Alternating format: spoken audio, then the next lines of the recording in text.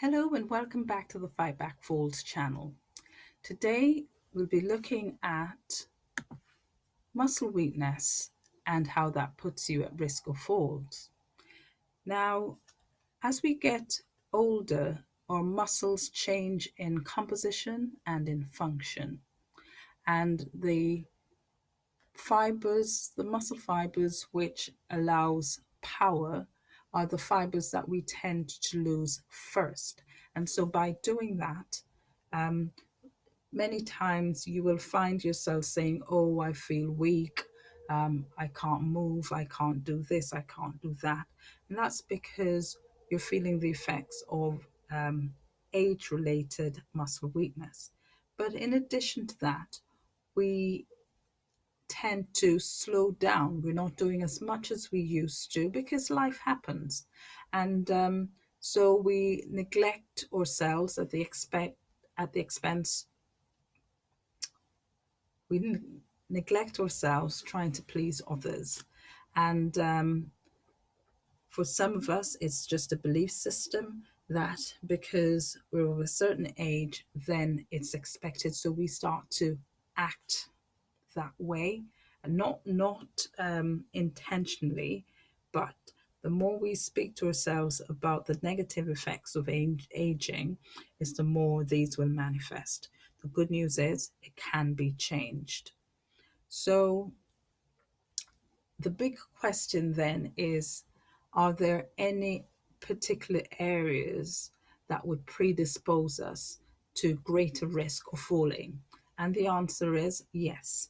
So research has been conducted to look at what particular areas of muscle weakness would put us at greater risk of falling. And it's been found that if your arms, your upper extremities are weak, then that puts you at increased risk of falling than for somebody who doesn't have muscle weakness, and that also puts you at increased risk of falling repeatedly. However, the weakness in your lower limbs or lower extremities puts you at an even greater risk of falling once and almost double that risk for falling repeatedly.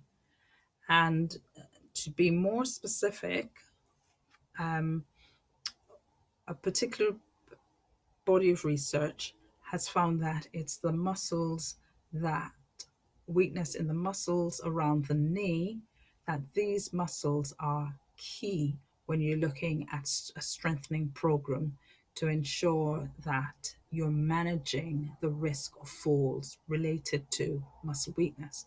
And so the research found that the knee extensors, these are the muscles on the front of the thigh known as the quadriceps, and the muscles the back of the knee, which are known as your hamstrings. And so they found that these were good predictors of falls. And so why is it important to know, to be able to predict or find those factors that predict falls? If you know beforehand, you can get in there and start a program to minimize those risks or mitigate the risk of you falling.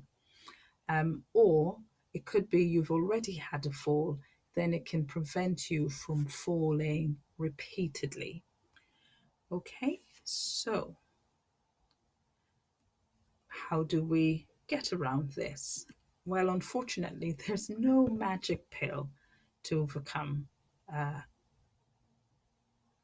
muscle weakness. And a gentleman in the political arena who was, I think, the chief medical officer at one point in the UK, he actually called exercise or a workout as a magic pill because it had very little side effects. or no side effects, depending on how you view side effects. But it had no side effects and has no side effects. And it it's effective in managing this problem of muscle weakness. So, in any sort of intervention, you want to weigh up the costs and the benefits. And like I said before, in terms of a magic pill, we all know that, there are great medication out there which address your problem. And yes, they list side effects. Many times or sometimes you don't experience those side effects and you experience the benefits. But um, any good practice will say, look, these are the benefits, but these are the side effects, or this is what it's going to cost you. And so that takes us nicely to this slide, looking at the cost and benefits of exercise. So knowing that it's your legs which puts you weakness in your legs, which puts you at greater risk of falling, then you want to be considering an exercise program which is going to look at have a lot of focus on strengthening your legs. And by that I mean your feet, your ankle, your knees, your hips. But in addition to that, you want to be exercising your arms, your chest, and which is a part of your core, and your lower core as well. So what are the costs? The costs will include time.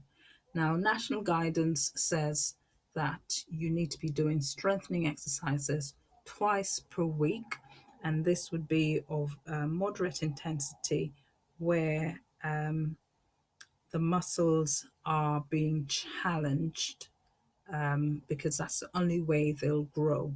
So the resistance that you're going to be adding to your program should be enough so to challenge your muscles. You should actually feel the best way I can put it, like they're actually growing whilst you're doing the exercises. Okay, so national guidance recommends that you're doing that at least twice per week, and you need to be exercising the muscle to the point where the muscle feels like you need to rest before you continue another repetition of that particular muscle. The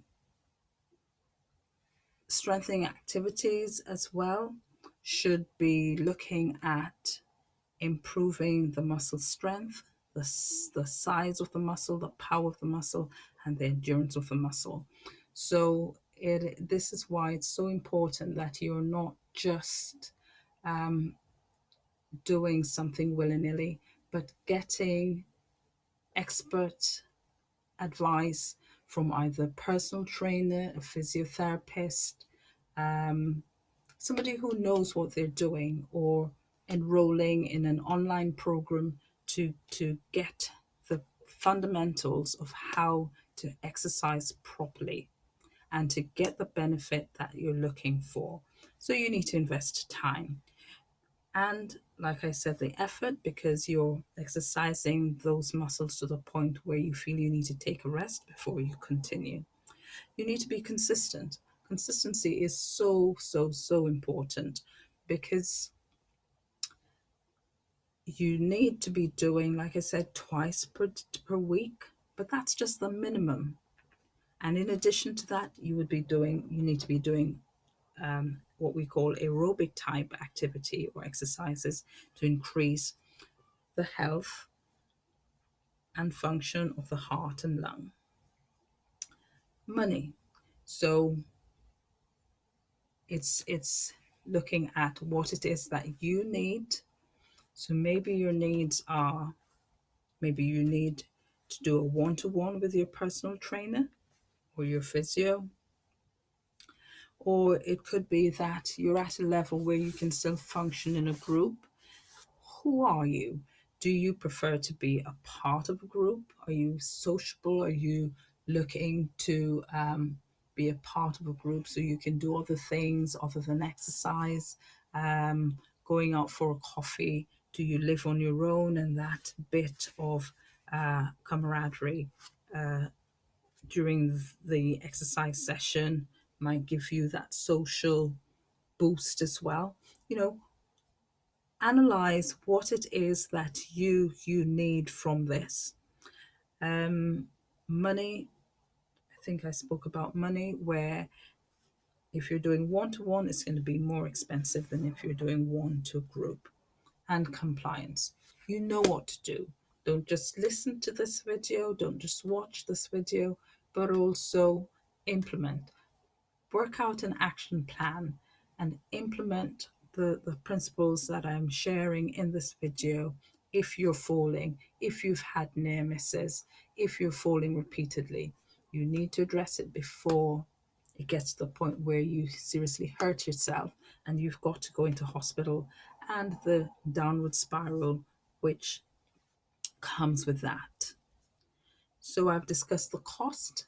Now I'll discuss the benefits. So the benefits include, by doing the strengthening exercises, it helps you to maintain your ability to perform everyday tasks. It decreases the chance of falling. It helps to improve your flexibility, which then improves your posture.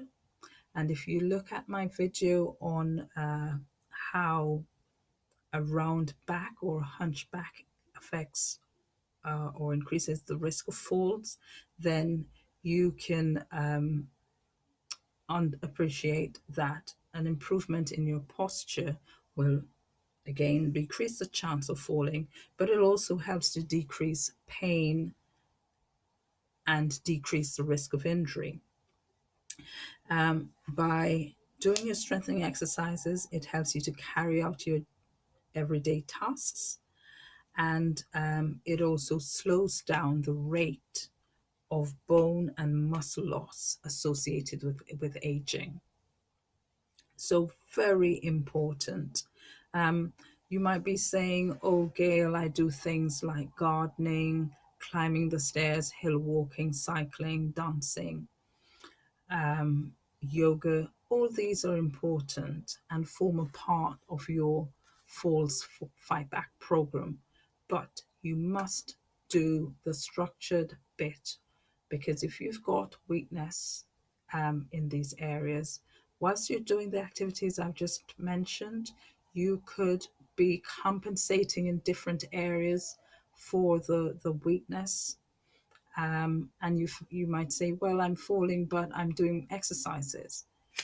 That's the key. You need to be able to do these exercises, these strengthening exercises, by doing a thorough assessment of what it is that you need.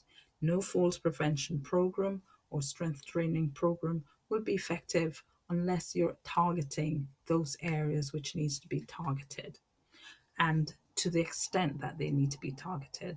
So you're going to have to think about lifting weights, working with resistance bands. And if you're doing gardening, it's upping that gardening. Again, prune, doing light weeding, and that won't be of enough benefit for you or enough work to challenge your muscles in order to strengthen those muscles that need to be strengthened.